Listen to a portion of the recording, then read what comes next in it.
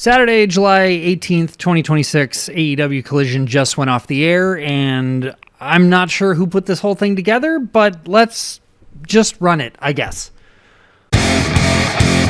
We started the night up strong. Very first thing that happened was we got to see Jack Perry take on Nick Wayne, and that was a good match. It was sub 10 minute. I think it came in probably closer to 7, maybe 8 at the very longest. Both boys are looking great. Nick's back from Japan. Perry's got his new contract. Everything's right with the world in both of those lanes. I was very pleased with the entire match from top to bottom. No bad notes about it. And then we just continued the show. Slots 2 and 3 tonight came down to the Young Bucks and Cage and Cope having promos back to back. Those were both fine. And then we rolled right into our second match. AR Fox was taking on Kevin Knight for the TNT title, and it was also a really solid, good match top to bottom. Both men, mild strength, super high flyers.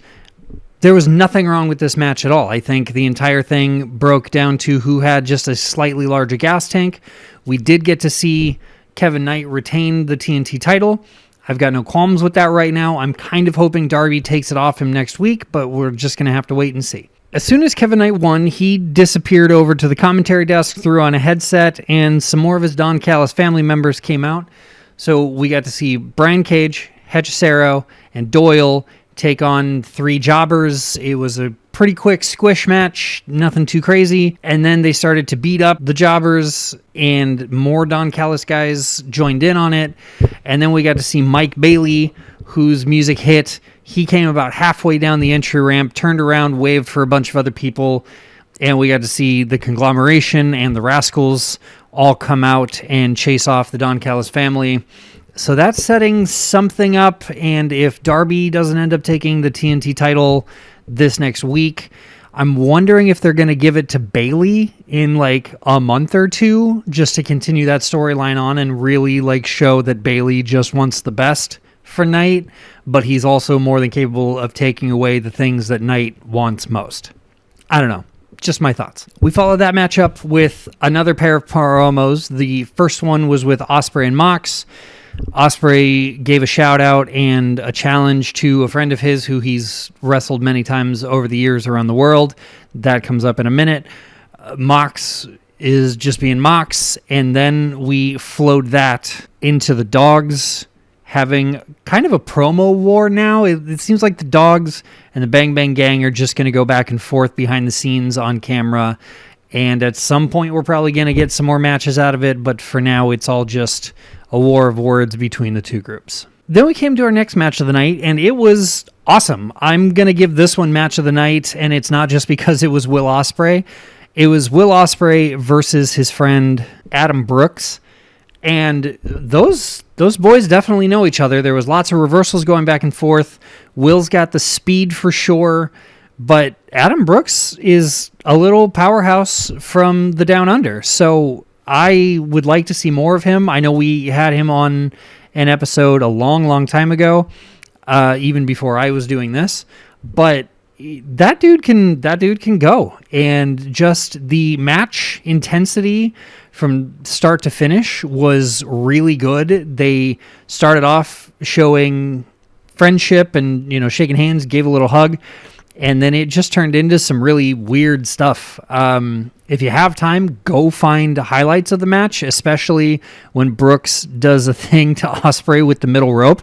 It's very funny. I'm not going to put it up here because I don't want to get messed with or whatever, but that was definitely match of the night for me. Then we went off yonder and had a promo package for Darby Allin and his upcoming match with Kevin Knight and how Knight needs to be humbled. There was a car and a can of spray paint involved. It was interesting to say the least, but hopefully all of this comes winding down just a little bit more this upcoming Wednesday, and whether Darby wins the TNT title or not, it's gonna be a banger. After that, we got 2 more squish matches for the night, and so very little notes on it, but we did get to see Athena defeat Ava Everett, and then the Brawling Birds took on Tiara James and Kayla Lopez. 2 decent little squish matches, nothing to write your mama about. Then it was the Bang Bang Gang's turn. to fire promo shots back at the Dogs. We saw Jay White challenging Connors to a match in the coming week. That should be pretty interesting if that follows through.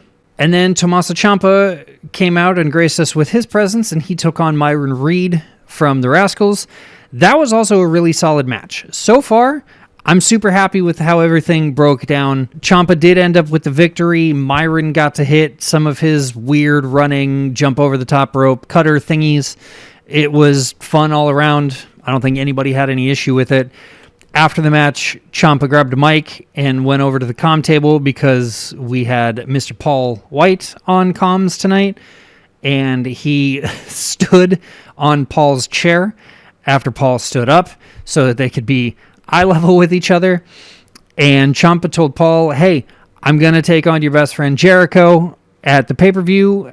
I'm not scared of the Painmaker, but we're going to make this match a no holds barred. So that's going to be really fun for the pay-per-view. I can't wait to see it. I'm curious if Ciampa is going to continue this little winning streak against Jericho, though. Here's where things started to break down, in my personal opinion. We smash cut to Renee in the back with Andrade. They were going to do a little promo showing Andrade just being the happy, chipper, talkative guy when Davis came in and beat him down and got him in a chokehold and was basically just like, you're not going to take my title.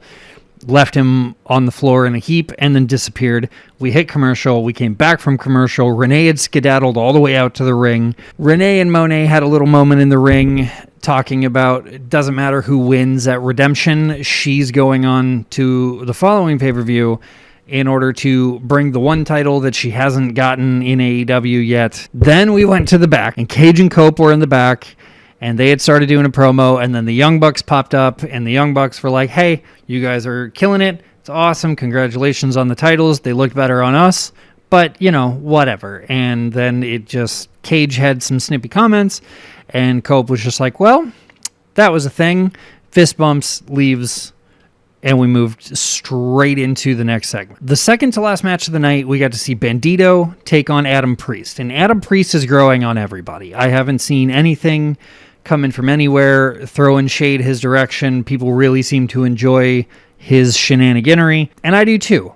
And this is why I don't understand why they went second to last. I get that the match was for the ROH title.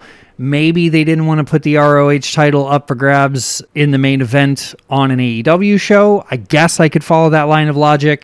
We did see Bandito retain. But at the end of the night, we got Shida versus Queen Aminata.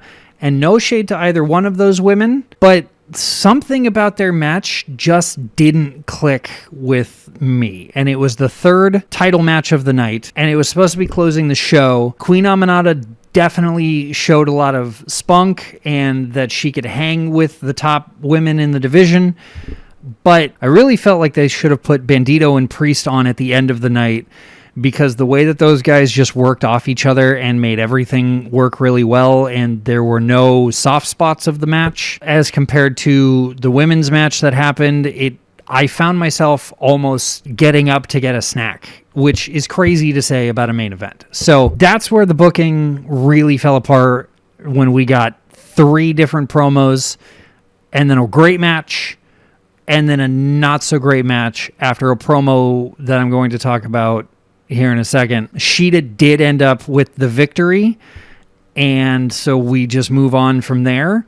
But somebody is finally writing the storylines in a way that I'm happy about, because the Triangle of Madness went over to Stardom and won their 6-woman tag titles. So the Sisters of Sin are 2/3 of the Trios champions right now for Stardom, and they challenged for the tag titles. That'll be exciting. Finally, we get some gold on the Sisters of Sin to make things a little more legit with the Triangle of Madness, and I hope that that continues and that they can start running things in AEW. That was Collision.